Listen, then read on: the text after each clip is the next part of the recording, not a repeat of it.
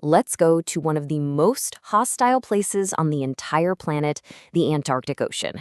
We're talking about waves the size of buildings, winds that can only be described as hurricane force, and water so cold it'll literally freeze you solid. It was right here, over 100 years ago, that 28 men found themselves trapped in a sea of ice. And what happened next became a 2-year ordeal that is, without a doubt, the greatest survival story ever told. So get this. This is the actual newspaper ad that started the whole thing. It was placed by Sir Ernest Shackleton. And you have to admire the honesty, right? He's not promising riches or an easy time. It's all right there. Bitter cold, constant danger, and hey, you probably won't make it back. He wasn't looking for guys who wanted a paycheck. He was looking for a very specific kind of person. Someone who read Safe Return Doubtful and thought, sign me up. And you know what? People actually did. And the man behind that crazy ad? Sir Ernest Shackleton. He was a seasoned explorer, and he had this one all-consuming obsession. His mission was to push humanity to its absolute limit. He wanted to be the very first person in history to cross the entire Antarctic continent on foot.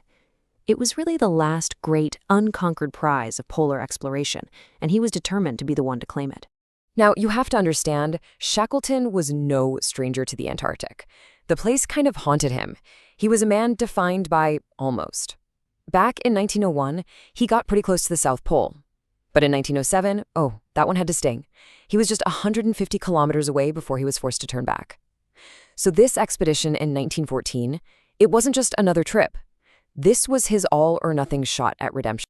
This was their ride, their lifeline, their floating fortress against all that ice. Her name was the Endurance, and for her time, she was an absolute marvel. She was built with a hull of thick American oak, and it was specially designed to not just break the ice, but to actually rise up and flex if the pressure became too much. She was the best technology they had, a beautiful ship built for one purpose: to conquer the Antarctic. So on August 8, 1914, the Endurance sets sail. For months, they travel south, finally reaching the really dangerous part, the Weddell Sea. They're weaving through this maze of ice floes, getting closer and closer to their landing spot. But then, their progress starts to slow down, and then it just stops. And here's the truly brutal part. After coming all the way from England, halfway around the world, they were just 1 day away from land when the sea ice closed in like a trap. We're talking about ice that, in some places, was 18 feet thick. It just grips the Endurance in this frozen vice, holding the 300-ton ship like it was nothing. They were completely, utterly, hopelessly stuck. And so this agonizing wait began. To keep his men from going crazy, Shackleton set up this strict routine. I mean, they were playing soccer on the ice, they were giving each other haircuts, anything to keep morale high, all while they were just drifting helplessly with this massive sheet of ice. For months, they waited, just hoping the spring thaw would break the ice's grip. But, well, Mother Nature had something else in mind. That feeling of waiting slowly turned into pure dread.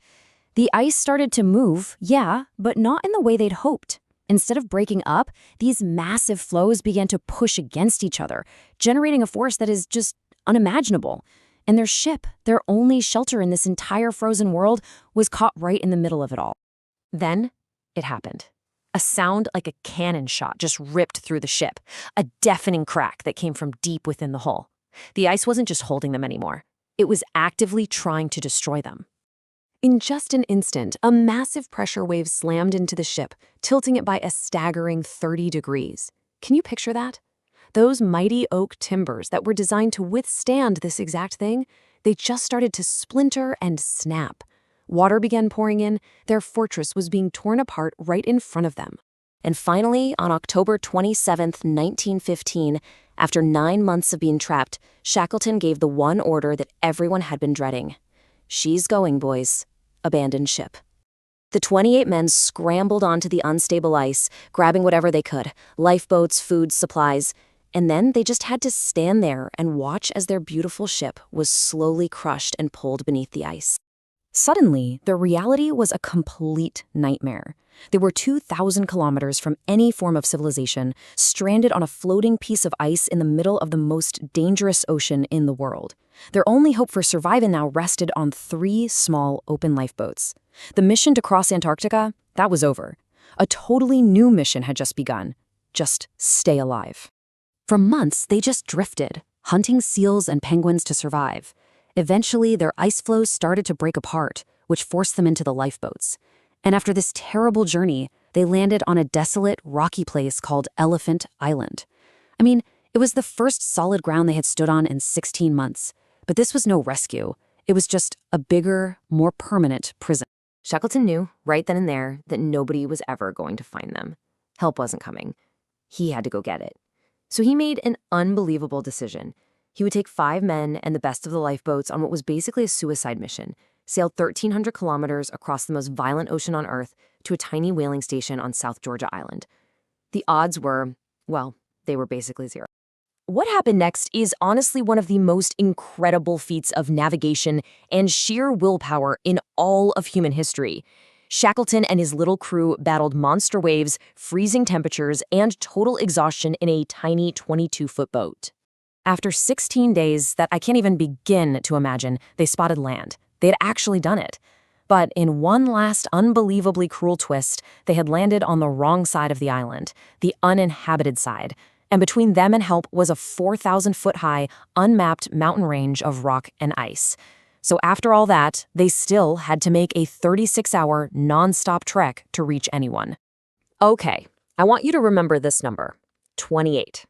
That's how many men left England almost 2 years earlier, full of dreams about crossing a continent. Every single one of them had been pushed past the absolute brink of what a human being can endure.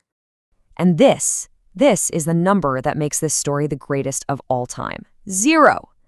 Because after Shackleton reached that whaling station, he immediately started to organize a rescue.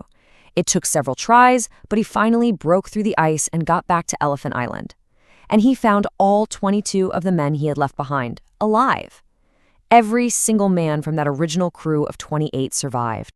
So you have to ask, was the expedition a failure? Well, if you look at the original goal, yeah, of course it was.